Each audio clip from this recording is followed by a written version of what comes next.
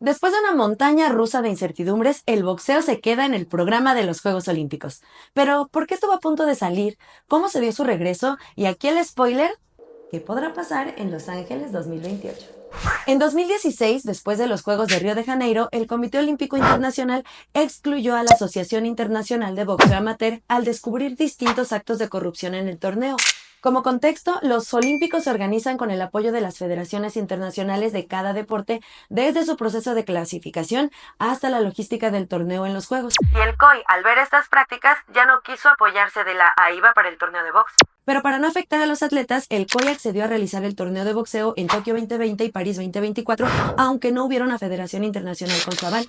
En ese periodo se creó la Asociación Internacional de Boxeo, que era en esencia lo mismo que la IBA, y el COI nunca la reconoció. Eso detonó en una guerra de la IBA contra el COI. El organismo del boxeo, que dirige el ruso Umar Kremlev, buscó motivos para criticar a Thomas Bach y su dirigencia en el movimiento olímpico, y el pretexto más fuerte llegó de Argelia con Imane Khelif, al difundir difamaciones de la boxeadora sobre su género y así juzgar al COI de subir al ring a un hombre a pelear contra mujeres. Cuando para empezar, la propia IBA le había permitido a Imane pelear en sus torneos en 2022 y además Imane no es un atleta transgénero ni por elección ni por condiciones genéticas. Todo fue una campaña de desprestigio con dolo hacia Imane para desacreditar al COI. Y esta historia se va a poner buena, pero antes, resulta que el COI, al no tener una federación internacional avalada, dijo al terminar los Juegos de París 2024 que el boxeo definitivamente saldría de los Juegos. Entonces, una federación internacional ya estaba en proceso, World Boxing, que Boris van der Borst hoy dirige y fundó en abril del 2023. El neerlandés invitó a su equipo al mismísimo kazajo Gennady Golovkin para hacer el vínculo entre la comunidad del boxeo y el movimiento olímpico, pues antes de ser campeón unificado WBC y IBF, fue medallista olímpico en Atenas 2004 y ahora es presidente del Comité Olímpico de su país.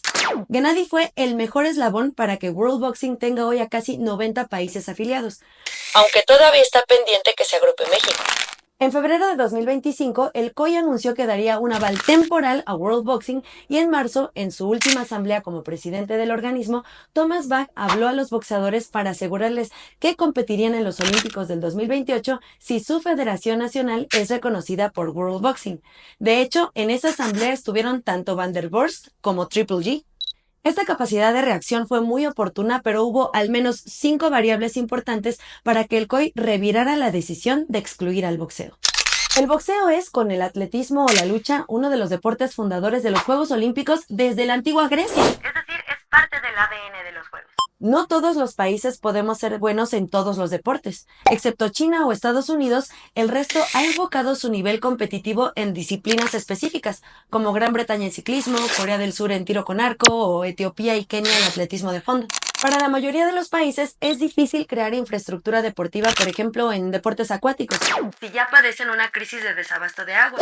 Deportes como el atletismo de fondo o el boxeo requieren inversiones menores en infraestructura y más países pueden desarrollar talentos en estas disciplinas. Por eso, algunos basan sus esperanzas no digamos de medalla, sino de poder participar en los Olímpicos en un deporte como boxeo, que es además uno que regularmente le abre camino a deportistas que vienen de entornos con muy pocas oportunidades y en el ring puedan encontrar una forma de cambiar su vida. Y además, en París 2024 compitió la tercera generación del equipo de atletas refugiados, una comunidad a la que el COI le dio representación desde los Juegos de Río 2016 y que en Francia logró su primera medalla gracias a Cindy Ngamba, que ganó el bronce en los 75 kilos del boxeo. ¿Y ahora qué viene hacia Los Ángeles 2028?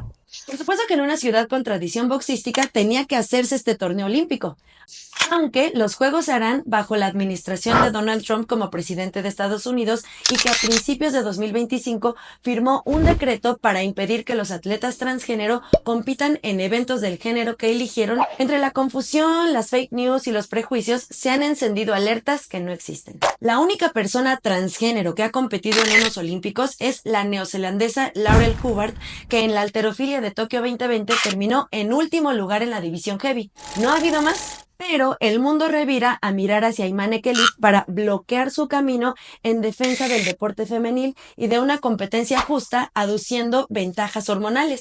Aunque Imane ya había competido desde los Juegos de Tokio 2020, pero entonces no ganó medalla y no había este pleito Iba-Koi. Y claro que el discurso se justifica porque Imane pega muy fuerte y eso es poco común, pero no imposible en una mujer. La decisión de Trump para excluir atletas transgénero en Estados Unidos fue una oportunidad para Imane, que en vez de intimidarse por el decreto, busca competir en Los Ángeles 2028 para defender el oro de los 66 kilos que ganó en París 2024 y para demostrar que ella no es una mujer transgénero. Este es un punto de mucha controversia, en especial en muchos países como México, donde se ha arraigado este discurso y esta hacia algunas mujeres deportistas, que no importa si ganaron medallas o rompieron récords o llenaron de orgullo al país, la sociedad las señala como si no fueran suficientes por no cumplir sus estándares estéticos de lo que debe ser femenino.